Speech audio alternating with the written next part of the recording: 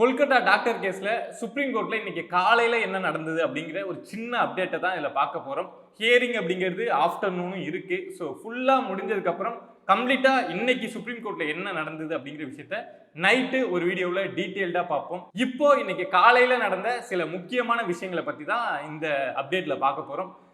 Supreme கோர்ட்ல உண்மை வெளியில வரணும் அப்படின்னு அந்த குரல் இன்னைக்கு கொடுக்கப்பட்டதுல அதை பார்க்குறப்பவே அவ்வளவு சந்தோஷமா இருந்தது. அங்க இருக்கக்கூடிய எல்லாருமே இந்த விஷயத்துல ஜஸ்டிஸ் அப்படிங்கிறது கிடைக்கணும் அப்படிங்கிறதுல உறுதியா இருக்காங்க.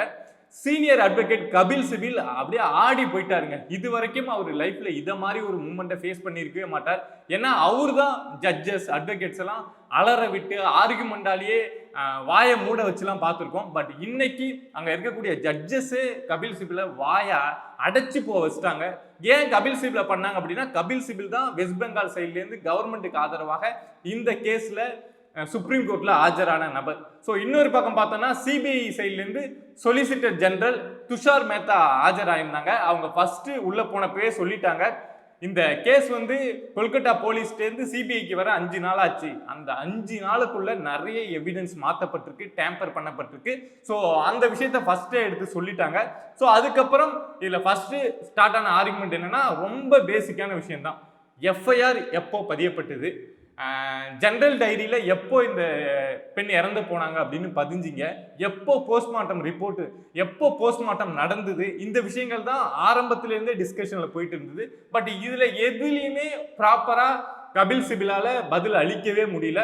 அந்த இவங்க ஒன்று சொல்ல அப்படின்னு இந்த விஷயம் இழுத்துக்கிட்டே தான் போச்சே தவிர, இது வரைக்கும் ஹாஃப் டே நடந்துருச்சு. ஆனால் இது வரைக்கும் எப்போ ப்ராப்பராக போஸ்ட்மார்ட்டம் நடந்தது, எப்போ ஃபர்ஸ்ட்டு ஜிடியில் பதிவு பண்ணாங்க, எப்போ எஃப்ஐஆர் பதியப்பட்டது அப்படிங்கிற விஷயம் இன்னுமே தெரிய வரல.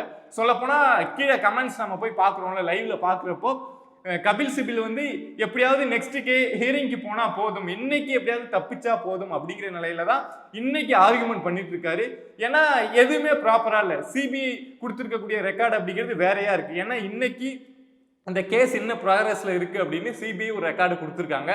ஸோ அதே மாதிரி கொல்கத்தா போலீஸ் வந்து நாங்க இந்த சம்பவம் நடந்த உடனே பேசிக்கா என்ன செஞ்சோம் அப்படிங்கிற விஷயத்தெல்லாம் ஜட்ஜஸ் கையில கொடுத்துருக்காங்க. ஸோ அவங்க அதை வச்சு கேள்வி கேட்கிறப்போ இங்க வெஸ்ட் பெங்கால் கவர்மெண்ட் தயார் பண்ணியிருந்த ஒரு டாக்குமெண்ட் இருக்குல்ல, எல்லாமே மிஸ்மேட்ச் ஆகுது. எதையுமே ப்ராப்பரா சொல்லவே முடியல.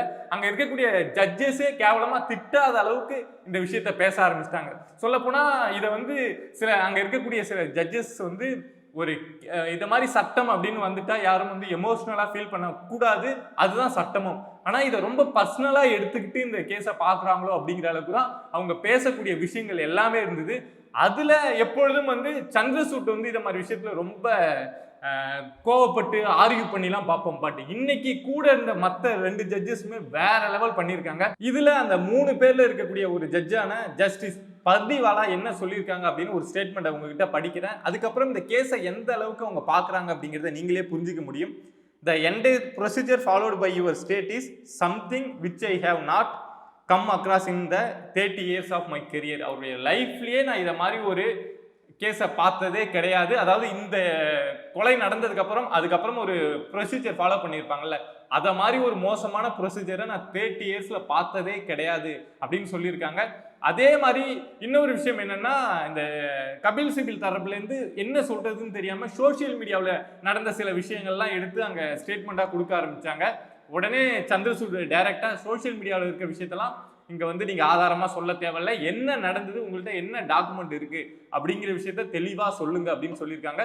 ஸோ இந்த ஆர்குமெண்ட் அப்படிங்கிறது ஃபயரா போயிட்டு இருக்கு. ஃபயரா இல்ல, ஒன் சைடா தான் போயிட்டு இருக்கு. பட் கபில் சிபில் என்ன பண்ண போறாரு, ஏன்னா ஒரு சீனியர் அட்வொகேட், இந்தியாவிலே பெஸ்ட் அப்படின்னு சொல்லுவாங்க. ஸோ இந்த ஹியரிங்கை வந்து எப்படியாவது கன்ஃபியூஸ் பண்ணி அடுத்த ஹியரிங்க்கு மாத்துறாங்களா, என்ன நடக்க போகுது அப்படின்னு அடுத்த அப்டேட்ல பேசுவோம். சப்ஸ்கிரைப் பண்ணி சப்போர்ட் பண்ணுங்க. ஃபுல் வீடியோ டீட்டெயில்டா வேணும் அப்படின்னா நைட்டு நம்ம இதை பத்தி அப்டேட் கொடுக்குறோம். நன்றி.